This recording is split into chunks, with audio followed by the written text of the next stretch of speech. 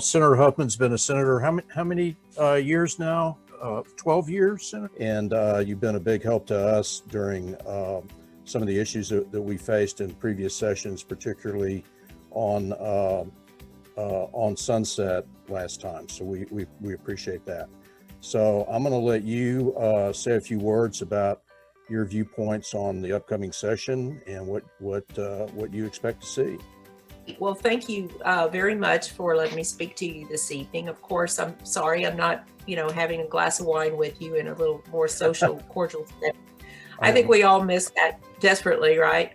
But, the session, time marches on, right? And the session is right around the corner.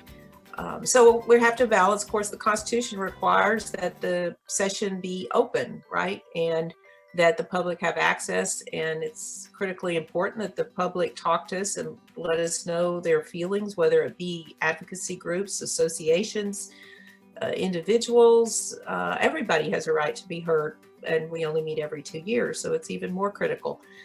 But as we've begun to meet and look and think about what's the session going to look like, and of course, the Capitol means people come from all over the state, right? And they pack together in the Capitol, and they're passionate and advocating and loud and talking all over each other. So the very things that we are told to avoid by the health experts are what we see in the Capitol and during session. So what I'm going to anticipate is that we're going to end up seeing that the Capitol is a much more closed environment than we've ever seen it before.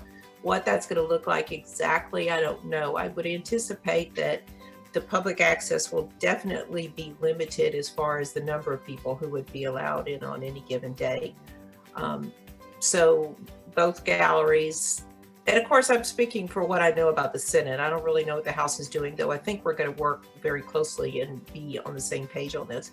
So of course, both galleries' capacity would be very limited, nothing like it has been in the past. It would be how you could socially distance. It would be a very safe number to let people in. As far as committees go, I think there'll be a lot less bills referred and heard. So therefore less committee hearings, less access to the public, and what that's going to look like, I'm not sure. There has been some discussion of testing everyone who comes into the Capitol. We may be able to do that if we believe we're going to have access to a large number of these rapid tests, and they keep getting better and better. So there's some talk about doing something like that before people actually gain access to the Capitol. Whether we'll go that far, I'm not sure.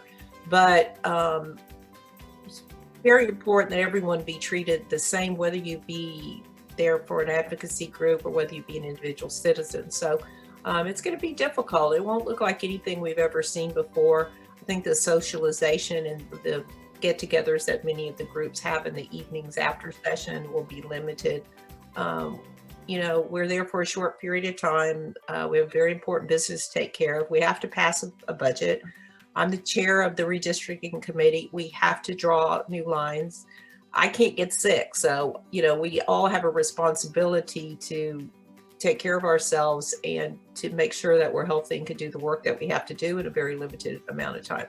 So I think there will be a concern to get the most important business taken care of, and that is the budget and redistricting. And, there are other important pieces of legislation, clearly, and things, everyone has a pet cause or something that's very important that the public's been waiting for. So we'll do everything we can to get as much work done as possible.